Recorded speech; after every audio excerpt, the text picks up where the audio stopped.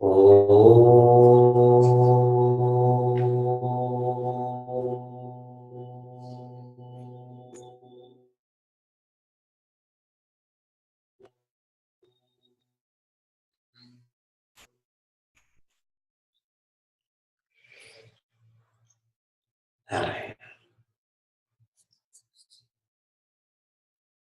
read a beautiful quote this morning that shared. The secret to living well and longer. Okay, what is the secret to living well and longer? Any guesses? No guesses. The secret to living? Balanced lifestyle, okay. Very dharmic. Eat half, walk double, laugh triple, and love without measure. The secret to living well and longer is to eat half. So today when we go to lunch, whatever you want to eat, half of that. Walk double. Whatever amount you think you want to walk, walk twice past that. Laugh triple. And this is a very important point. I'm here in Kitchener speaking at the Spiritual Heritage Education Network. They have a conference every year. And I was speaking to them about the logic of spirituality. I was sharing that as our bodies grow up, often our minds grow down. And I cited a report that I had read. How many times a day does a typical child laugh? The kids in the room, how many times a day do you laugh? Give me a number. Give me a specific number. 20, 300 times a day, a typical child laughs. That's a beautiful thought. They sleep 10 of those hours, so really. Now, what will my next question be? How many times a day do you laugh? All of the adults in the room. How many times a day do you laugh? 10. Pretty close. Depends on the day. Monday's the least, right? In one place I had gone to, the person had said, do negative numbers count? The typical adult laughs 15 times a day. So every 20 times that a child laughs, an adult laughs 1 time. So think, as the body grows up, it's almost like the mind is growing down. And that's why this proverb has come in, that we should laugh triple and love without measure. Love without measure. You and I take writing courses to learn to express ourselves better. You and I take driving courses to learn to be more mobile. You and I are taking this Vedanta and Ramayana course to be more purposeful. Vedanta and Ramayana is an opportunity for us to have a higher purpose, because the greater the purpose, the greater the performance. Yesterday, someone had asked me, are you emancipated? Are you enlightened? And jokingly, I said, no enlightened person tells you that they're enlightened. And if they're telling you, they're not enlightened. I had shared that I love what I do. And I believe that's because I've aligned myself with a wonderful purpose. And so the performance comes. The performance is joy. Is that laughing triple, that loving without measure. Sundays are an opportunity to make the rest of the week, the rest of the days, the rest of the hours, the rest of the minutes more meaningful.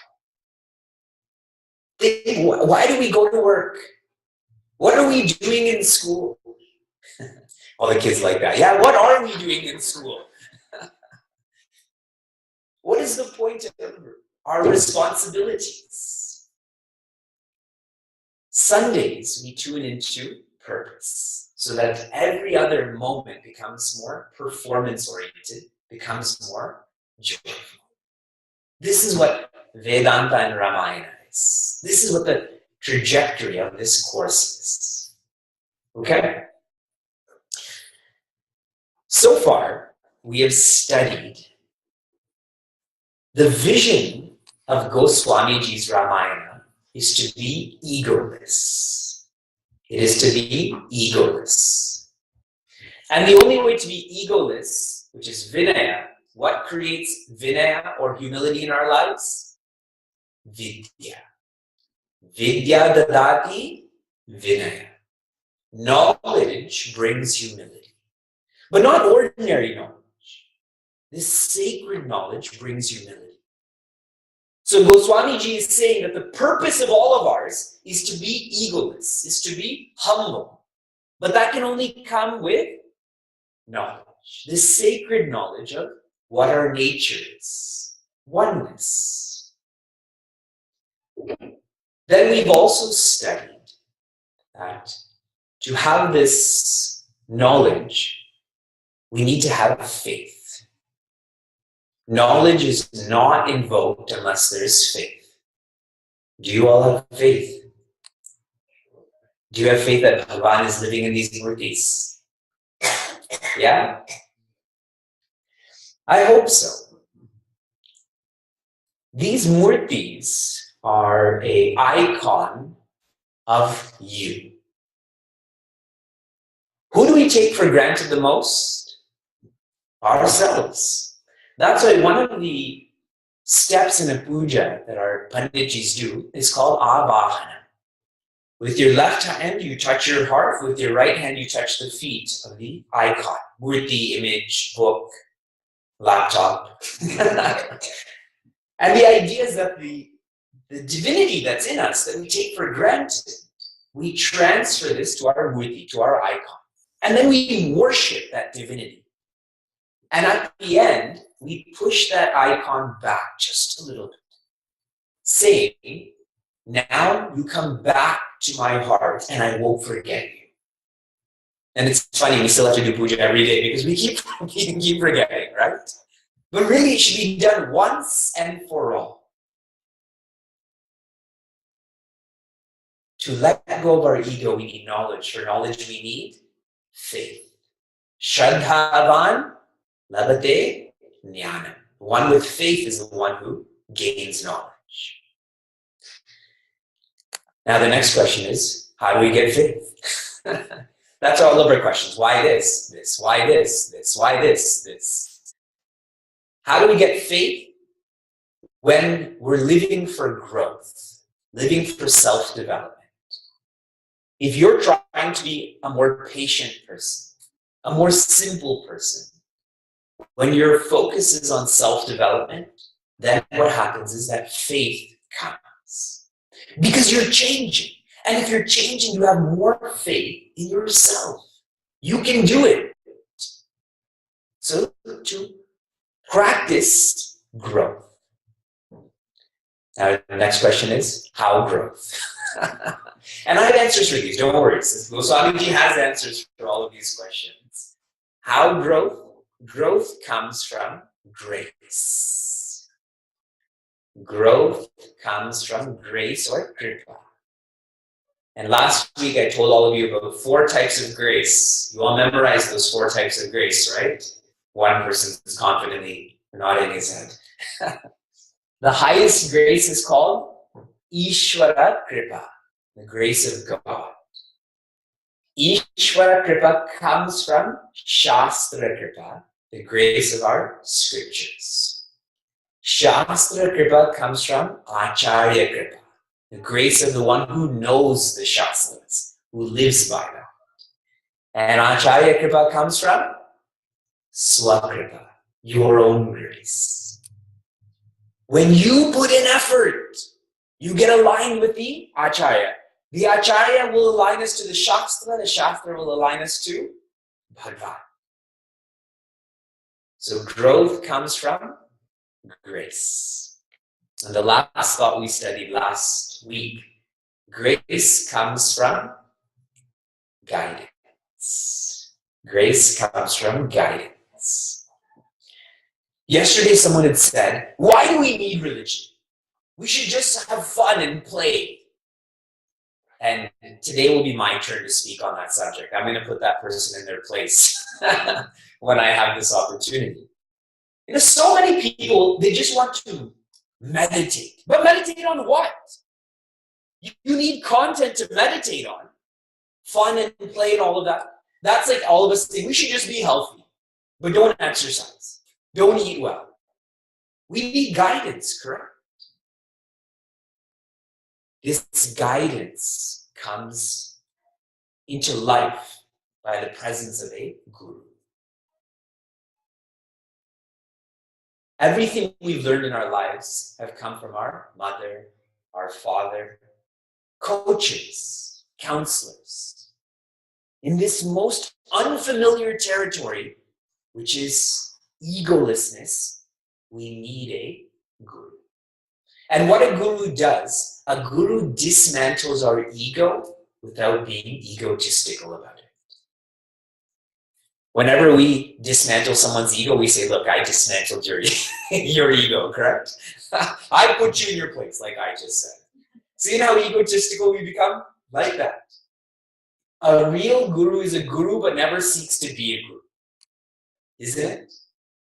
That's the kind of presence we need in our lives.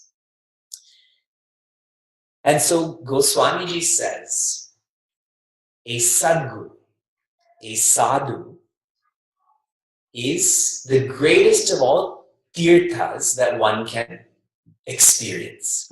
What does tirtha mean in English? Place of worship, a pilgrimage place. What are some pilgrimage places that we know? Cambridge. What are some more popular? Rishikesh. What else? Vrindavan. Varanasi, yes. What is the king of all pilgrimage places in Sanatana Dharma? Not Kailash. Prayag. Prayag, which now is known as Allahabad. Prayag is where the Yamuna, Ganga, and Saraswati meet. It's known as Prayag Raj. Yamuna represents karma. Ganga represents bhakti, and Saraswati represents jnana. Where they all meet, that is the greatest of all pilgrimage places. Goswamiji says there's actually a greater place than Prayag. It's pretty audacious of him to say that, isn't it? How many of you have been to Prayag before? Allahabad? A few places. See, in this room, there are maybe 50 people. 2 people out of 50 have been there. Greater than Prayag is satsang. Because you have to go to Prayag, correct? But satsang comes to you. That's why it's greater. The Sadguru is someone who loves us so much that they're ready to come to us in spite of difficulties. And so what Goswamiji is sharing with all of us, all of the people in Flint and Portland and Niagara Falls, whenever there's an opportunity for satsang, do not miss it. This is the greatest pilgrimage opportunity. We should not miss that. People never miss chances to go to Kailash, correct? Or Rishikesh, or Haridwar, or Vrindavan. But satsang just keeps happening. No, satsang is the greatest way to cross over fear. Taranti anena iti tirtha. This is how we cross over fear. So on September 11th, the purpose of Vedanta and Ramayana, to let go of this. Let go of what? Ego. And it's hard. And in September 18th, and we study, we need faith and growth and grace and guidance. We continue now. Two words that are very prominent and powerful in Goswamiji's Ramayana is Muda, and what's the next word? Mangala. Muda and Mangala. What does Muda mean? Muda means joy. You know, when we take prasad, that's Muda. What does Mangala mean? Auspicious or egoless. Goswamiji is saying everything we do in life should be joyous and egoless. Now, some of the things we do in life are joyous. What are some of the joyous things we do? Sleeping in, going on vacation, watching movies. You know, it is joyous in a worldly way, but is it auspicious? Look at how pure I am. I sleep in on Sunday mornings. I do so many Netflix channels. Look at how pure this is. See, it's Muda but not Mangala. And some things we do are Mangala but not Muda, like going to the gym. Correct? It's auspicious to go to the gym, but there's no joy in going to the gym. Or attending satsang, right? It is Mangala. But many of us sit like this. Goswamiji is saying every purpose in our lives should be Muda and Mangala. Now, all of the people with families, this is the purpose of family. Joy and egolessness. Some families are very joyous, but a lot of ego. Some families are no ego, but no joy. Professionally, why should we be working? For happiness. And what should be happening in our careers? Egolessness. See, Ramayana is teaching us how to live holistically, not just in a fragmented way. So many of us have professional goals and personal goals. My professional goal takes me left, my personal goal takes me right. Where do I go? Nowhere. They should be aligned. Muda Mangala. Okay, that comes throughout Ramayana. It's rare to meet someone who's doing that which is Muda and Mangala. And you know why this is rare? Because we don't support each other. We do not support each other when it comes to happiness or egolessness. Now, isn't it in the world that the more alpha personality you are, the more assertive you are, the more people you remember you, you get the job.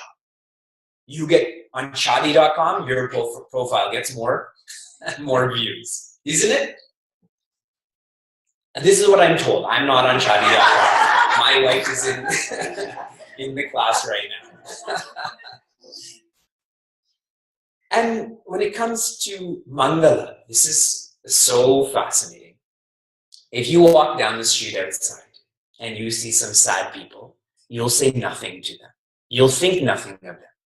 But if you see a happy person, you'll think, hey, how come they're happy? Like, that's unusual now, isn't it?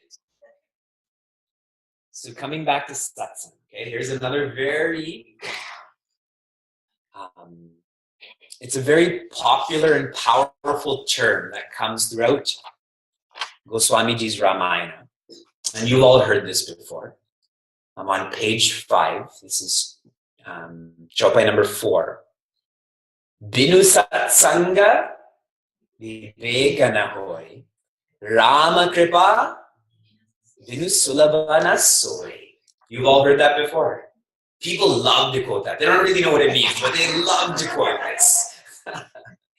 I'll say that again. Okay, simple. This is simple Audhi, which is Sanskrit Hindi. Vinu satsanga, vinu or vina, satsanga, viveka, nahoy. Rama kripa, vinu, sulabana soy. Which is sharing. Without satsang, you don't learn what's important. Today I was sharing. What is the English word for aviveka? What is the English word? Multitasking. Someone who multitasks doesn't know what's important, so they try to do everything. It's non-committal, isn't it? I see that with a lot of young adults who choose not to be in relationships because they don't know how to commit. Yes, even the young adults agree with that. Unitasking, on the other hand, this is important, so I do this. Binu satsanga viveka na hoy. Without supporting ourselves, we will not engage in Muda Mangala. It'll just be Muda, it'll just be Mangala, but not both. But in satsang, isn't that what we're doing right now? Supporting each other? This is important. Here, look at how many people have gathered throughout North America to tune into that which is important. And we support each other. You may not even see each other ever, you may not know each other, but the support is there. And the next line says, Rama Kripa. Remember I said Ishvara Kripa. Rama Kripa Binu Sulabana Soy. Without the Creator's grace, satsang is not possible. So grace, satsang, viveka. Now let's see, which ones are checked off for us? Is viveka happening here? Vivek is here, so sort of viveka has to happen, right? Is satsang happening? So vivek is there, satsang is there. If satsang there, what does that mean also? Kripa is there. We're all looking for kripa to come from somewhere far. This is kripa. The Creator is looking at you. So the Creator is looking after you. What is there to worry about? You know that saying, don't worry, be happy. It's just a saying for us. Nobody lives by that. We tell other people, don't worry, be happy. We're worrying about what we're saying to them. Bhagwan is here and here. What is there to be worried about? What is there to fear? If you can tune into this experience that Bhagwan's hand is on your head. You know why we touch the ground before we come here? That's to appreciate Bhagwan's hand is on our head. When you go to a Gurudwara, you have to cover your head, right? Many of the people here have covered their head. That's to remember the Guru's hand is on your head. That's why you're here. It brings that humility. Isn't that the purpose of Ramayana? And Vedanta, this is how to practice this. Allow yourself to be transformed in satsang. Don't come here because Panditji has asked you to come here. Come here because you want to come here. He encourages you to come here, but you should come here because you want to come here. Don't come here because you're supposed to come here. It's Deepavali, it's the Shera. Don't come here because other people will see you. You have new clothes, I'm going to show them. Don't come here for prasad. You can buy better prasad than somewhere else. But see, it's prasad. It won't taste as good as it do. Buy it. Come here and open your minds, open your hearts, open your hands. Head, heart, hands. I'd once done a camp for high school students, and I asked those small group of high school students intensely, I said, how can we be happy?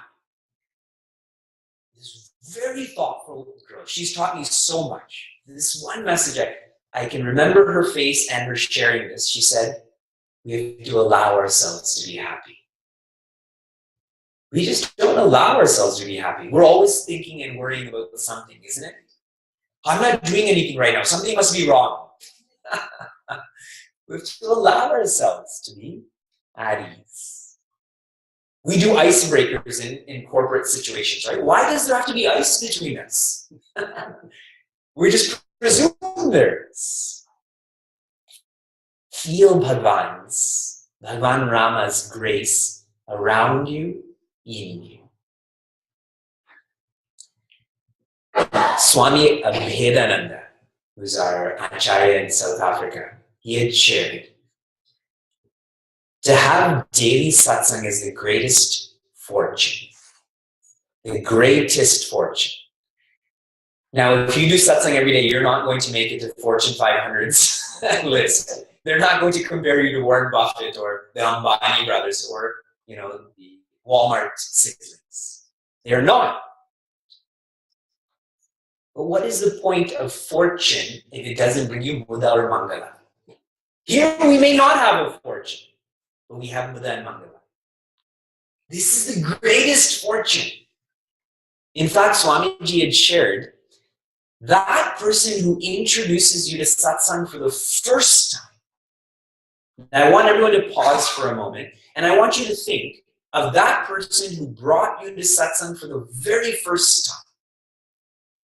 Think about the time of your life, who it was. That person is your best friend. Because on that day, everything changed. So whoever brought you to satsang, my advice to you today is, once you leave this satsang, once you leave this course, call them and tell them how much they mean to you. Better is, meet them.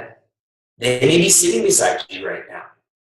And if they're not alive, talk to them in your heart. That person changed your life, your trajectory forever.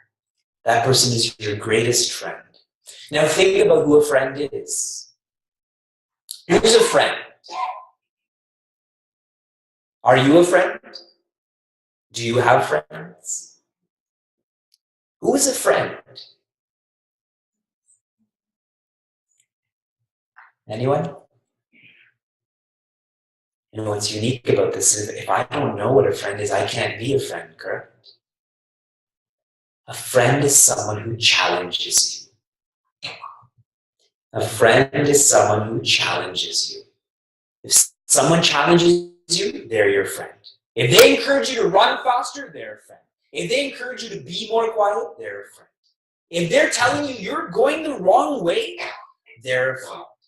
And if someone is just saying you're the best, even though you're not the best, that person is not a friend. Isn't satsang our friend? Satsang challenges us to realign what's important. If I can summarize what we experience in satsang, it is independent joy.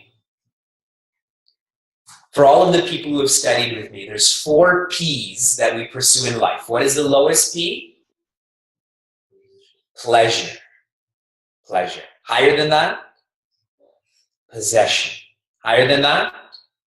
Position. And the highest? Peace. Okay. Is there any pleasure right now? There may be the opposite. I may be giving you pain, pain right now. But the carpet looks soft. That's the only pleasure you have right now. Is there any possession right now? In fact, there's a donation box. You should give your give your possessions here, correct? Is there any position right now? We all sit in the same place. There's some people who are doing a little bit of responsibility, but really, we're all equal here.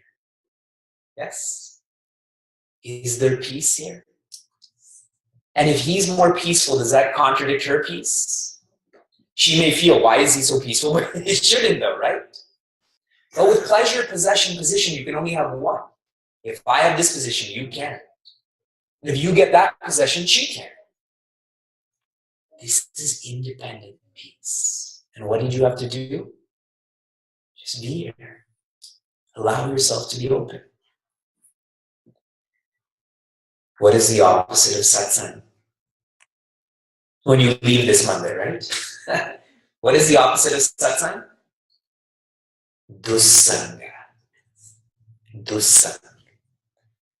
Now, what Goswamiji shares here, and he shares a lot, to be ever vigilant about dussanga. Be careful about dussanga. People who don't challenge you, places that don't challenge you, These beings, these circumstances keep you exactly how you are. Goswamiji says, satsang is like the wind and dussanga is like water. The poetry in Ramayana is so meditative. He says, you and I are water. Now, you and I are dust. When dust is mixed with the wind, where does it go? Up. And when dust is mixed with water, where does it go? Down. So you and I are dust. Which element do you want to associate with, air or water? Goswamiji says, people who are negative, people who are engaged in dussanga, they're like Sri Lakshmana. Sri Lakshmana's actual root, his form is the Sheshna, the 1,000-headed serpent. He says a negative person has 1,000 tongues of complaining, 1,000 tongues to criticize. Even if they don't know someone, that person must be like that. I don't know anything about them, but they must be like that. Don't we do that? Not one tongue to do it, but 1,000 tongues to do that. 1,000 hands to pull people down. 1,000 feet to kick them when they're on the ground. That's what negative people do. And you know who's one of the most negative beings in Ramayana? Ravana. Ravana is the original bully. Now, there's lots of studies going on about bullying now. Sheila and I, my wife's name is Sheila, we've tried, and we're going to make it happen next year, is to do a full-day workshop on beyond bullying, to bring in the perspective of a Vedantic perspective, a psychiatrist, a social worker, a teacher. Bullying is a very serious matter in a social way, but bullying starts here. Ravana made himself high by pushing everyone down. Lord Rama made himself high by lifting everyone up. Both are high, but how did they get there? Be careful about what you input into your system. And on a move forward level, how many of you participate in Bharatanatyam? Okay, a few people. You know what I would like to see, as I keep asking this question, is some males to put their hand up. Bharatanatyam is not for females only. It is for males also. So next time I come here, some of the males, just to make me feel good, put your hand up. In Bharatanatyam, one of the bhavas, one of the sentiments is called anasuya. Asuya is when you find fault in someone else's strength. When you find weakness in someone else's strength. So now all of you come here on Sunday mornings, you come to our Chinmaya mission programs. Someone will say, oh, you don't know how to have any fun, you should sleep in on Sunday morning. See, here you are working hard for something and they're pulling you down, right? Many people tell me, you travel too much. There's no spontaneity in your life. Look at how fun this is. I get to sit on this cool throne.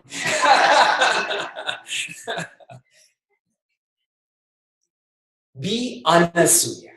When you see someone's strength, make them stronger.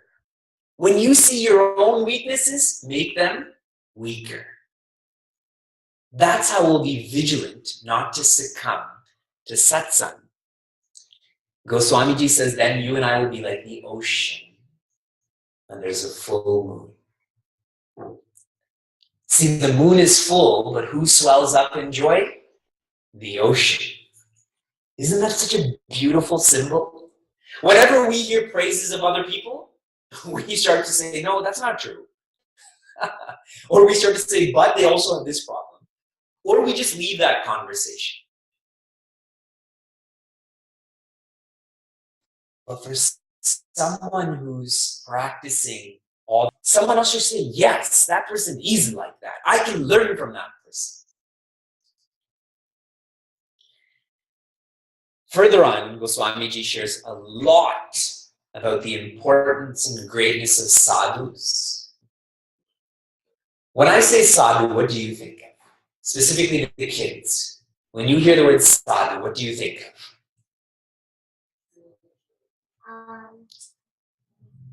Someone who is Someone who's poor, okay.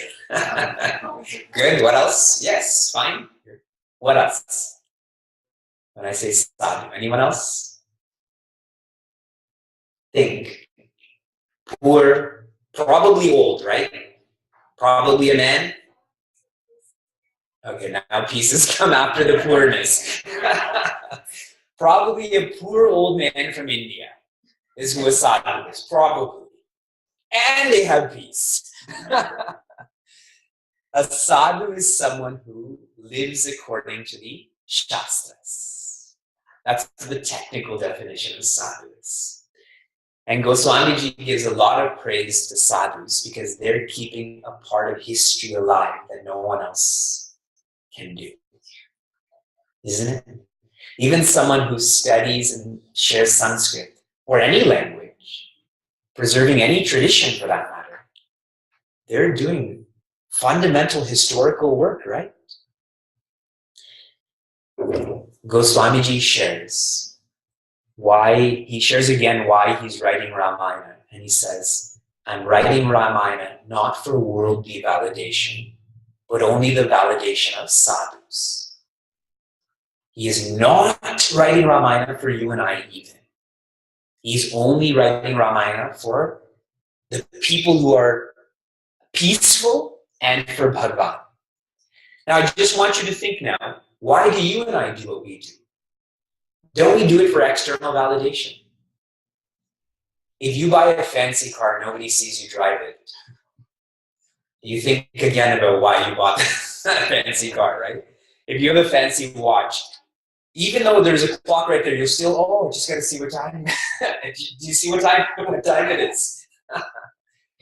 See how we do things for recognition.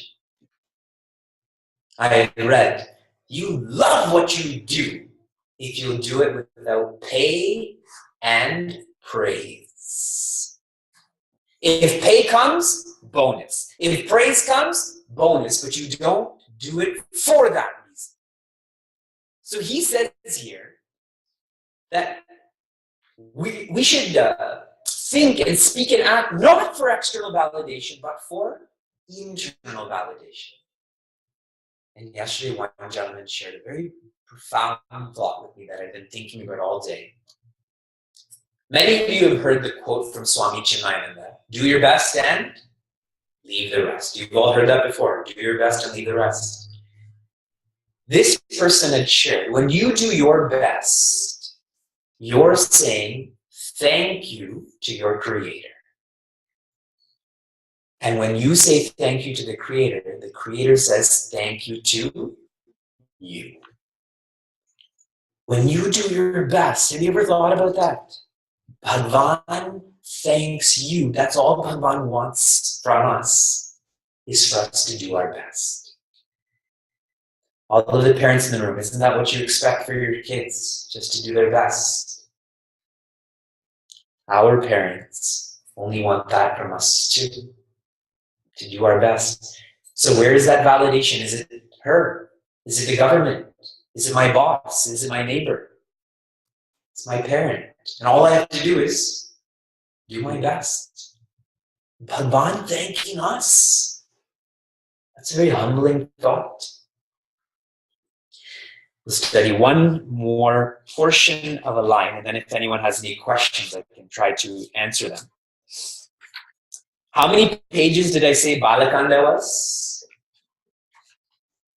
Did you say 3,000? 245 pages, chapter 1. What page is Lord Rama born on? 138, something like that. We have 30 classes for Balakanda. Each discussion, we're going to go through approximately 10 pages. Okay? Just to give you an idea of how we're going to flow with our study.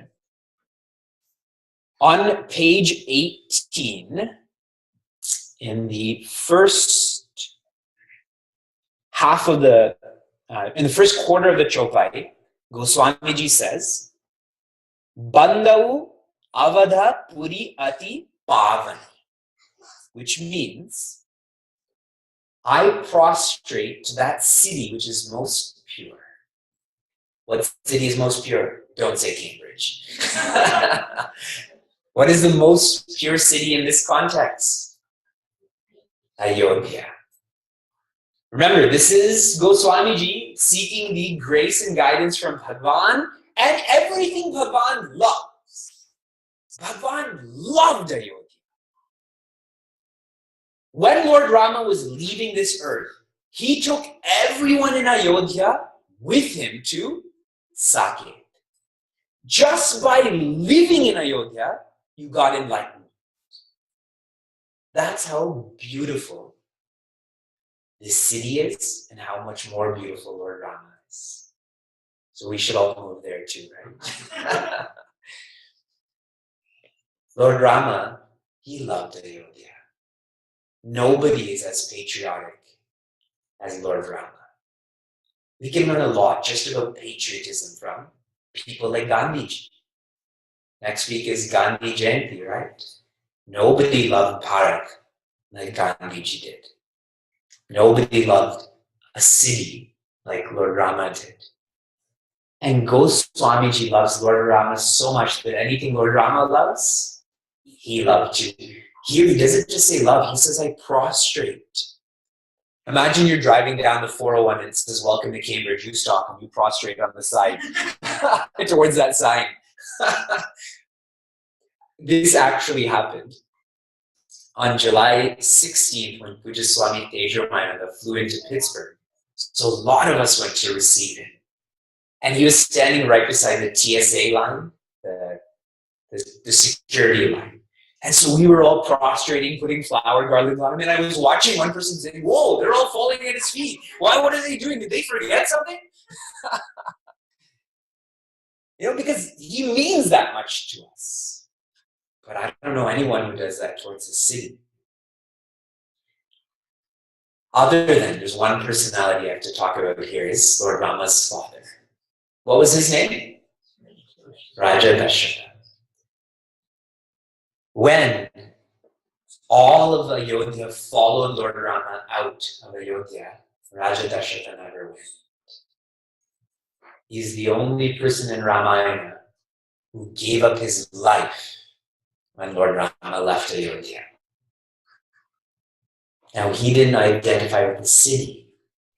He identified with what Ayodhya means. What does Yuddha mean? Or fight, correct, struggle, fight. What does Yuddha mean?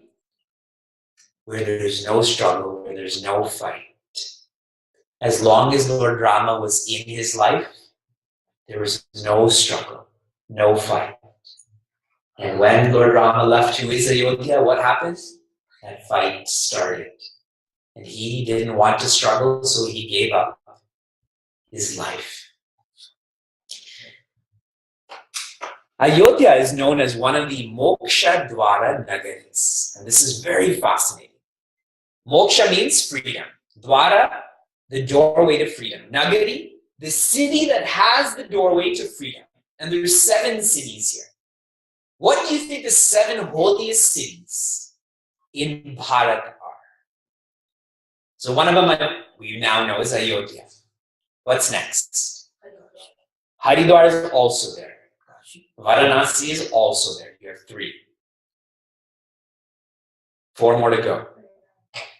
Allahabad, Prayag is not there. That's more of a place where the 3 rivers meet. Vrindavan is also not there, but it's close. Mathura and another one, Dwarka. We're at 5. The next 2 may be a little bit more difficult to get. We'll start with Madhya Pradesh. What's in Madhya Pradesh? Ujjain, also known as Avantika. And in Tamil Nadu? Kanchipuram, where now Acharya Shankara's Matha is there. So alphabetically, so we're clear, you should know these because we have to go there, right? We go to St. John's, we go to Los Angeles, go to these places. Ayodhya, Dwaraka, Haridwar, Kanchipuram, Mathura, Ujjain, and Varanasi. If you go to these places, you will find the gate to freedom. You know how many people die in Varanasi? Millions of people go there to die. Are they all being freed? Is it that easy to get moksha just by dying in a specific geography? What if they expand the borders of Kashi? Right? Make it all of this place. Think. Ayodhya is an icon. And with icons, what do? Avahana. In Ayodhya, what should you do? You should destroy all of the fights that are going on inside of you. Ravana is not a being. Those 10 heads represent the sense organs. None of the sense organs collude with each other. That's why as those sense organs are being hit with arrows, nothing is happening. Another one comes. We go to one buffet, overeat, and say never again. Till tomorrow. Isn't it? Netflix binging. I watched 3 episodes tonight, never again, till next Saturday. That doesn't work. We have to end the fight inside. And the fight inside is ended when we have no enemies. Next week, when we begin, we will take up who our universal enemies are. And I remind you, they are not outside of you. In one place I said, who are your enemies? One girl said, Mary, Deepa, Priya. She started saying all of these names. They're not outside of you, they're inside of you. So we will take that up next week. I want to give everyone an opportunity to ask some questions. So I'm going to chant Om once, and then you can ask any questions you may have.